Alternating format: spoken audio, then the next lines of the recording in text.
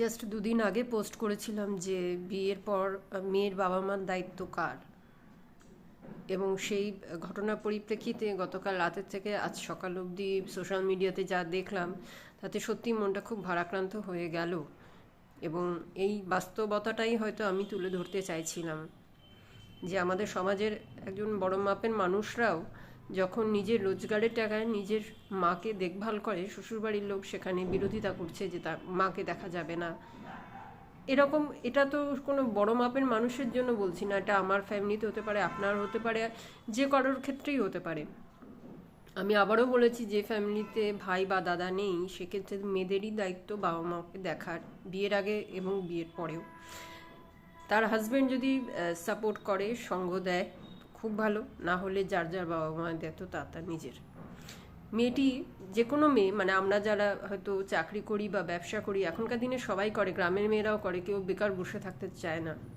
প্রত্যেকেই চায় নিজের বাবা মাকে দেখভাল করার, এবং সেখানে বাবা মা যতদিন একসাথে আছে তাও একরকমভাবে ম্যানেজ হয়ে যায়, কিন্তু যখন দুজন থেকে একজন হয়ে যায় না, তখন সেই বাবা মা প্রচণ্ড হেল্পলেস হয়। যতই রোজগারের পথ থাকুক না কেন, তখন সে তো চায় কেউ একজন তার সাথে থাকুক সব সময়। আয়া মাসিকে দিয়ে বা কোনো 24 ঘন্টার লোককে, মানে সাথে রাখার লোককে দিয়ে কিন্তু সে তার মনের কথা শেয়ার করতে পারে না, নিজের ছেলে মেয়ের সাথে যেটা সে পারে।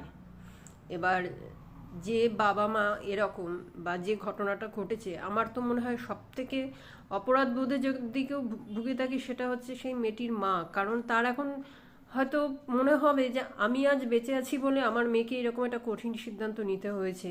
আমি যদি না থাকতাম, আমার মেয়েকে শ্বশুরবাড়ি থেকে এত কথা শুনতে হতো না, আমার মেয়েকে এই আত্মহননের পথ বেছে নিতে হতো না। যদিও ঈশ্বরের কৃপায় উনি বেঁচে গেছেন এবং আশা করি দ্রুত সুস্থ হয়ে যাবেন। এই আলোচনাটা একটা শর্টে আমি করব না, আরও হয়তো বাড়াবো। এটা মা বাবার একটা অপরাধ বোধ, যে আমি আজ যদি না থাকতাম তাহলে তো আমার মেয়েকে আজ এই ভাবনা চিন্তাটা করতে হতো না, তার শ্বশুরবাড়ির লোকজনকে এইভাবে তার মেয়েকে অপদস্থও করতে হতো না।